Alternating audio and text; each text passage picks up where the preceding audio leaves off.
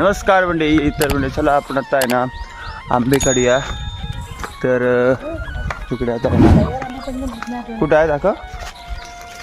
इकडे तर बघतोय ना बघा, एकदम तयार आंबा आहे केशरचा. आणि आपल्या काही जास्त वरती जायची गरज नाही.